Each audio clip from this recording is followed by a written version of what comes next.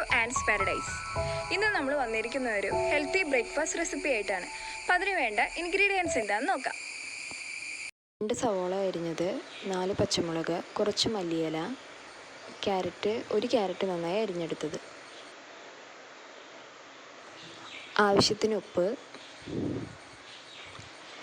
2 മുട്ട, ദോശമാവ്, ആവശ്യത്തിന് ഓയിൽ.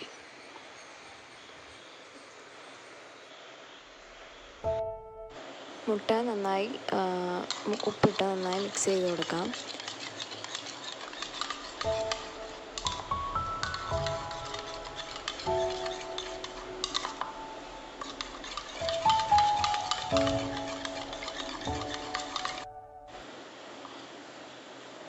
പാൻ ചൂടാവാൻ വയ്ക്കാം.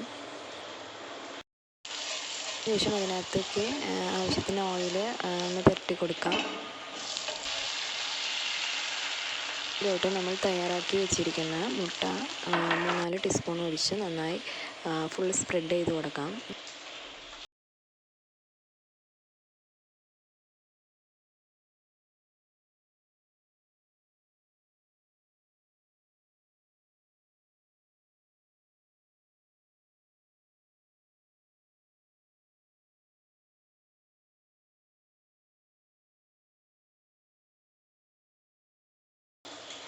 നമ്മൾ നേരത്തെ പറഞ്ഞ ഇൻഗ്രീഡിയൻസ് ആയ സവോള, പച്ചമുളക്, മല്ലിയില, ക്യാരറ്റ് എന്നിവ നന്നായി മുകളിൽ ഇട്ട് കൊടുക്കാം.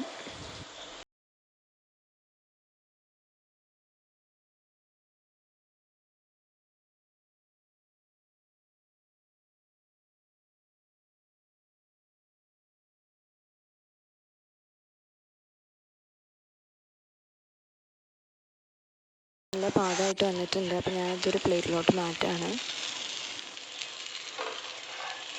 അപ്പോൾ നമ്മുടെ ഹെൽത്തി ബ്രേക്ക്ഫാസ്റ്റ് ദോശ റെഡി ആയിട്ടുണ്ട്.